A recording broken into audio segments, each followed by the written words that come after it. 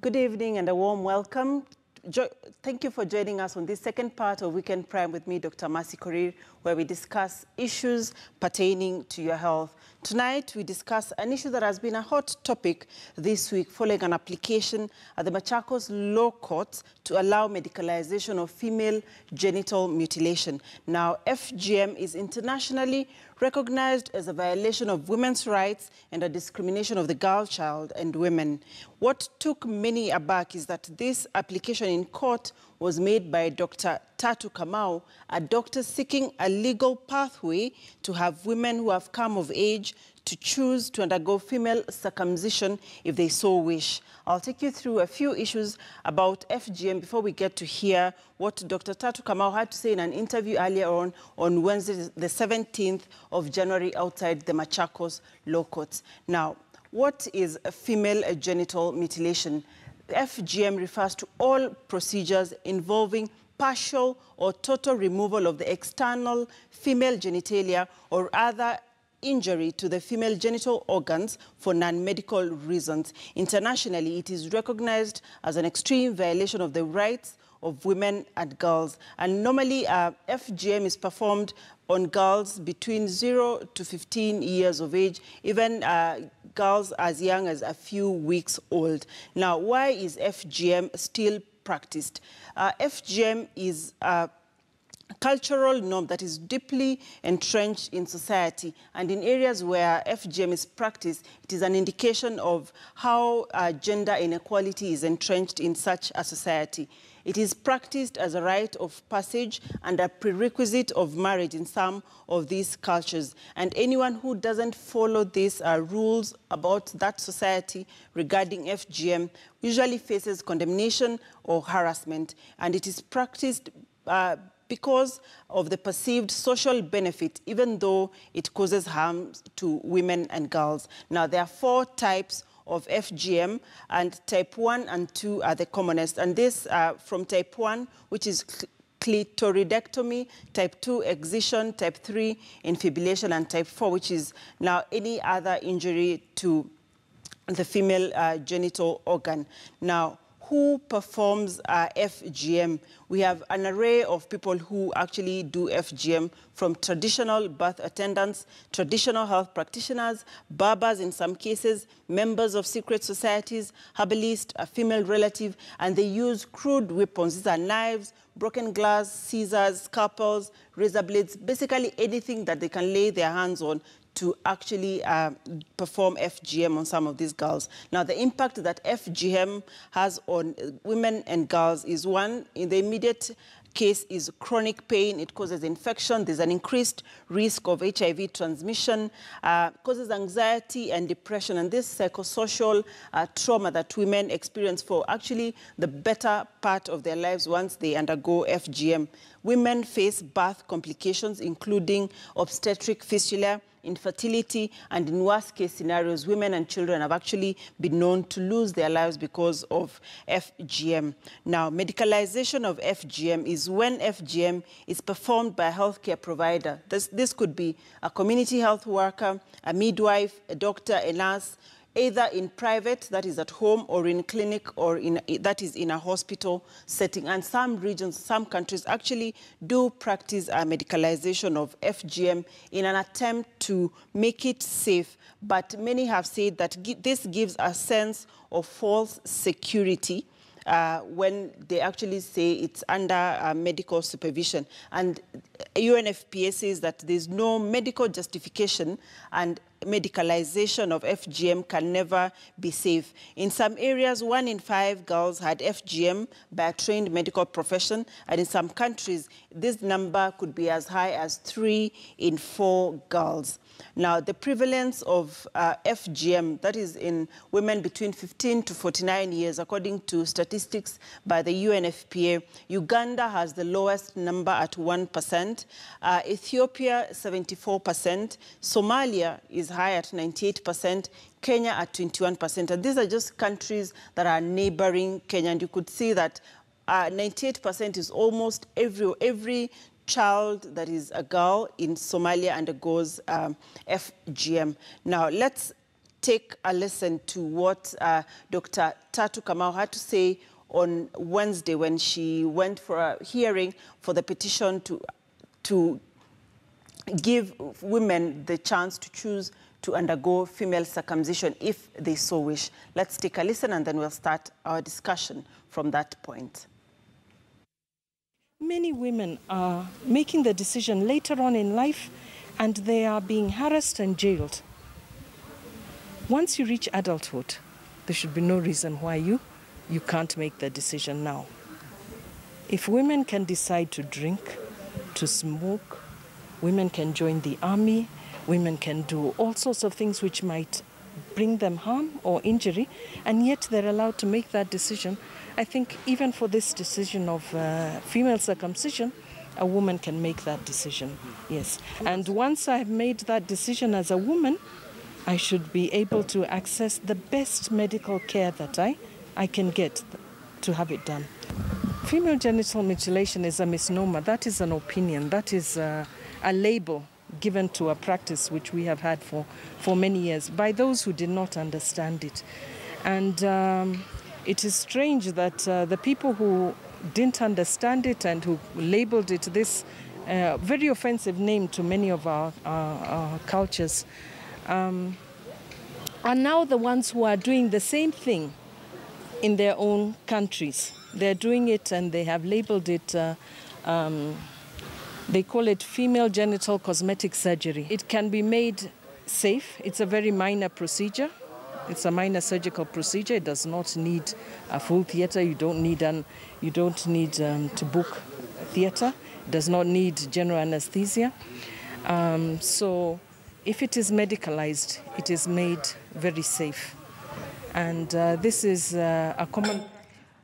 That was Dr. Tatu Kamau after filing a petition for female circumcision. And joining me in this discussion, this first part of the discussion, is Charles Leshore, who's an intercultural nurse from AMREF. And Leshore, thank you very much for joining us this evening on this discussion. It has been a very dicey topic the whole week. And I just want to start you off. A lot of resources, a lot of time, money, finances have been put on anti-FGM campaigns. And now we have a doctor who's gone to court who wants women to be given that option to choose to undergo female circumcision. What is your comment on this? Thank you, Dr. Mercy, for inviting us to discuss on this matter of national importance. I think my take is, number one, what she wants is FGM to be legalized. And two, for the anti-FGM board to be, of course, disbanded. First of all, I think as doctors or medical practitioners, the first thing you do when you join this and start work is to take an oath. So already some doctors are taking oath, and yet they want to harm their people or the patients who should be able to seek services from them and care. So that's number one. Number two, as you said earlier, FGM is a violation of human rights, and it's a violation of the rights of health of women and girls. When she mentions about the cigarette smoking. Doesn't cigarette harm? It does. It harms, yeah. So it's a violation of sexual reproductive health of women, the rights of health, and it's also envisioned within our international laws, regional laws, local laws, the Constitution of Kenya, including the native indigenous laws, which some have been incorporated, and they have incorporated some changes within that. Mm-hmm. And that means all these strides that have been made from the international level to local level will just go into a waste. And the resources, of course, that have been put there will be a waste, because we are saying let us go back and circumcise women. Of course, as she says, women of consent, you know, above maybe 18 years. One may argue that her argument is on medicalization of female genital mutilation so as to make it safe. Now, if we compare to women being encouraged to go deliver in health facilities, because women before, when they are delivering at home, were at high risk of dying and losing the babies, and it's much safer for them to be in a health facility. Is this argument comparable from where you are? Medicalization, I know already is reported in Kenya to be 41%. And I look at it in two forms. And I'll have an argument about it. First of all, medicalization is also not allowed by even WHO and within the international treaties. Because any form of FGM that does not have any benefits, then should be outlawed. It doesn't have any benefits to women and to girls. When you look at 41%, we know we may be globally number 3. Because I know in the first country, leading is already Egypt. And I know there is also Sudan at 50. Kenya is at 41%. Now, when I look at medicalization in the context of transformation, I look at communities or individual families moving from the harsh type of FGM, the first type and second, and really moving towards medicalization. That's why as a country we are at 41%. But when we say let us medicalize FGM, what does that mean? It means it will be done in crude areas, in facilities that are not known, because it's not legalized, and therefore it's done secretly. It's done in towns. I know some towns, even in Kajiado, for example, Kiserian, where those medical clinics, they do perform this. But medicalization, again, it will have a clashing effect to culture. Because you are saying this is a cultural issue. FGM is a cultural issue with its own purpose, right? Of course, we know it is effects, but now we want to medicalize it. Number 2, when you look at medicalization, then it means the doctors have to medicalize this and practice. I don't know how many people will go for medicalization, because already most of our facilities are managed by male nurses. If you look, for example, the county I come from, Samburu, Kajiado, girls, again, because of gender issues, are not taken to school. So there are more men in as nurses compared to female. What will that mean? It really means a lot. We don't know how they'll be doing it, what instruments they'll be using. You know, the hygiene, the environment that this will take place. And that means we might commercialize this, and it will have even more effects and more detrimental effects to the health of girls and the women. I know we have listed a few medical risks or medical impacts, negative impacts that FGM has on women, but have we really addressed the psychosocial impact of FGM on women? How bad is the situation? The situation is bad. When you look at the psychosocial, then you look at the issues of girls going to school, and here you have dropouts. Yeah, you have the issues of gender issues that are coming because of FGM, and you have dropouts. You have teenage pregnancies, and FGM is a key. I always say, and when I train communities, it's a license to early marriage. So what does that mean to a young girl of 11? And this is where we need the doctor to understand very well. Because there's a very thin line between young girls and women. You can be 10 years, 11, circumcised and married tomorrow. That already takes you to womanhood, and yet you don't qualify to be at that stage. Then that exposes you to psychological, trauma. When you get a woman with a fistula, for example, this woman cannot go to a chama with the other women. You know, the table banking, where women meet and they do their things. She will not be able to attend to that. In the communities that I come from, they will be seated under a tree because of the smell, because they are not wanted. And definitely when that happens, the man has an opportunity to marry many wives. And just think of the trauma this woman will go through. You know, the psychological trauma, the discrimination, the isolation. And then this is also now put as a caste, that your forefather, your grandfather did one thing or another many, many years ago. So there's always something to do with the caste and myths, which are not facts. And this really puts this particular woman into life. I mean, she'll have to stay stressed, and she'll never come back. And what I saw from Dr. Mary, who came to Kenya, and I think 44 women operated, is bring them the dignity. I mean, you'll go and interview these women, and they tell you, I have my dignity back, you know. Those are the issues we need to look at. Okay. And we had said earlier that, and you have said about the cultural issues around FGM. It's deeply entrenched in culture. Kenya, we're still recording 21% of 15 to 49-year-olds having been circumcised. Where does the fight against FGM and it being a cultural issue, where do they come and meet so that maybe there's a solution towards reducing this number from 21 to 0? I did mention some of the strides that we made. And I did mention the international treaties, the regional treaties, the local treaties, and our constitution. A lot of strides have been made. But we need to look again at indigenous and native constitutions because they really help. When you see me having this stick, it's called the power of the stick. That's only used by men who make decisions and leaders of the Ma.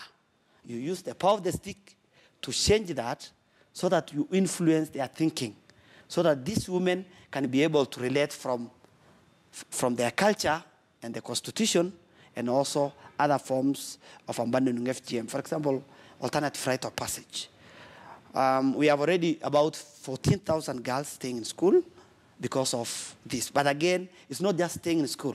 It's the issue of transition and finishing school and going to university, getting a job, and coming back to fill the gaps that the county fills in terms of the workers, you know, the specialization, the teachers, and all that. So you must merge in and look at the role of the indigenous knowledge, the indigenous constitution, look at it, and really work with traditional leaders so that they can be able to make changes. Because what I believe is cultural issues.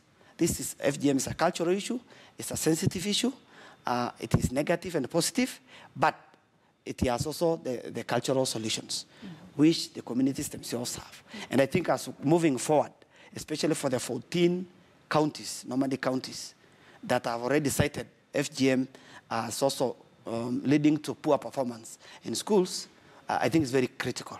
It's only out of the 14, I've said 14, because one is Turkana, and they don't do circumcision. And I think Turkana is also waking up. They're doing well, and the performance is going up in their schools. Okay. Immediately after the court case by Dr. Tatu, I had a chance to talk to some residents in Garissa, and this is what they had to say about the court case and what their expectations were and what their views were on female genital mutilation. Let's take a listen and then we'll come back and respond to that. Hapa Garissa, nataka hao wasichana watairiwe na wasitairiwe kwa njia mbaya, watairiwe njia inawezekana. Ile hata period inasumbua hao, ukitairiwa sana wakivunjwa hizo miba haikubaliwi. Ikatwe tu kiasi na wasichana waendelee hivyo. Watairiwe lakini wasitairiwe sana. Dini yetu, dini ya Kiislamu inakubaliana na wasichana na wavulana watahiriwe. Kila wakati should be circumcised. Na tusipo watahirisha, then hatuwezi kufuata dini yetu. Mimi siwezi kumbaliana na kutahiri wasichana kwa sababu ni mbaya. Wasichana wakitahiriwa wanaharibika. Nimeona ya kwamba wasichana kutahiri ni sio mzuri kwa sasa. Hiyo ni mila ya kitambo na inatakana iwache hiyo mila. Tutaki kudahiri wasichana sisi kwa sababu iko shida mingi sana. Wakati ya kusaliwa iko shida, wakati ya kuolewa iko shida. Kwa hivyo hatutaki sisi kudahiri watoto. Those were some residents in Garissa and their views on female genital mutilation. And I'll come to you, Leshore. The men are supporting female genital mutilation. The women are against it. are men taking an active role, or do men understand what FGM really does to the woman? I think we have seen the two groups. The men, initially, even from the history of FGM, this was started by men, just to control their women, and basically for the community that I work for, they thought that as they go for raiding, when they come back, the enemy can pregnant their wives. So there's been some jealousy. But looking at the men in this particular clip, the men are showing some change. They are receptive to some change to FGM. That they are saying, wasikatwe sana, ama kidogo. They still want to relate to their culture and the purpose of transition, but again, they don't want to say completely stop FGM. So I think for me, the men are positive in terms of they are suggesting alternative rite of passage. But for the mamas who are talking there, they are the victims, you know? They are the victims. And when this mama says that she has problems, akitairi, and then even during birth, akitairi, and even during that relationship, you know, sleeping with your husband, they start pain, you know? And sometimes there could be a fibroid, I mean not a fibroid, but a keloid that has formed there, a cyst. So how does even this man enjoy his sexual pleasure? Yeah, these are the issues. These are the issues that we need to look at. And give communities first the effects of FGM so that they understand. 2, that will influence their attitude towards FGM. And 3, that will be able to help address the issues of gender, the issues of dropout, the issues of transition. And I'm so happy. This again needs political position. I know for the county that we work for, Kajiado County, and I'm not afraid to say that, the governor, Olelenku, is bold. He talks about this, it is effects. He talks at any meeting at the church, and this is a Maasai man.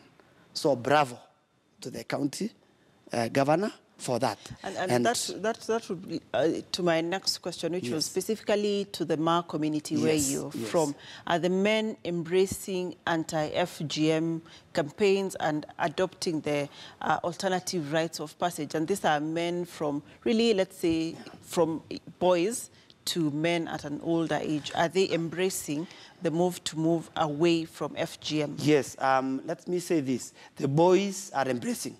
Because when you are carrying out the alternative rite of passage training, the boys also are involved. This is the generation that will learn this particular practice. The men, yes, in 2 levels, at the family level and also at institutional level. The Maasai have a leadership and hierarchy and a government. I call it indigenous government. We have it is obvious our national parliament, similar just to national parliament, at Tanzania, in a small hill. They call it in their Ma language, Ndonyol Moruak, meaning the small hill of the men. So these men have a constitution, a written constitution. It has about 15 articles.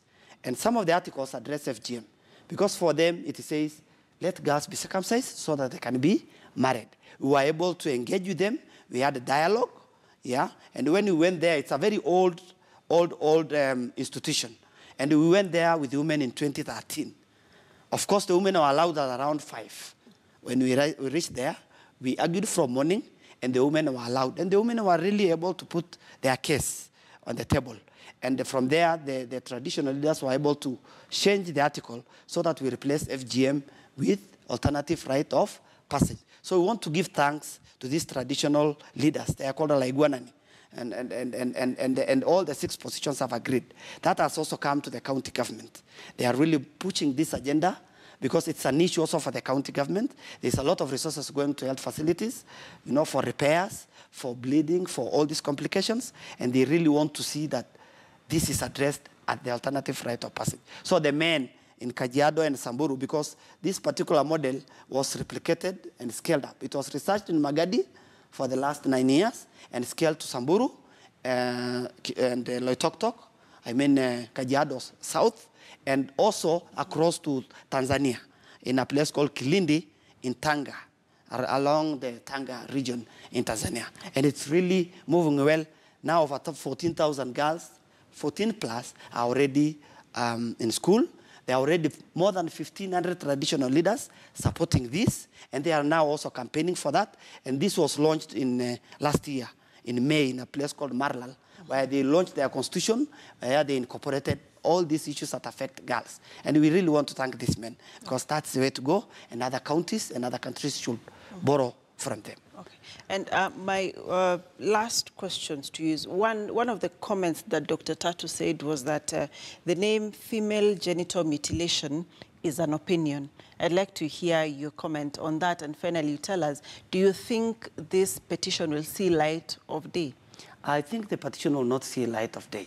And for us, we want to use the word, of course, from the activists, they'll use female genital mutilation. For us in the field where we engage communities and have dialogue, then we call it cutting. Because then the communities will be resistant. When you say mutilation, it's not really friendly. And because we are looking at them, coming up with solutions, coming up with ideas, deciding their own alternate rite of passages. So we want to use that.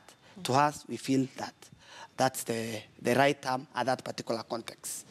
Okay. Yeah. Thank you very much, Charles Leshore, for joining us this evening to address this topic of FGM. We've been speaking to Charles Leshore from AMREF, who's an intercultural nurse, just to give us just a sneak peek about FGM and the efforts and the strides that have been made towards overcoming FGM and reducing the number in Kenya from 21% to at least 0%, so that no girls and women have to undergo FGM. And this was at the backdrop of the petition that was filed by Dr. Tatu Kamau this week for female circumcision. We'll take a short break from then. When we come back, we'll be joined by Dr. Francis Were, who's a cosmetic gynecologist, and we'll be looking at the details about repairs after the cut and repairs for the female anatomy. Stay tuned.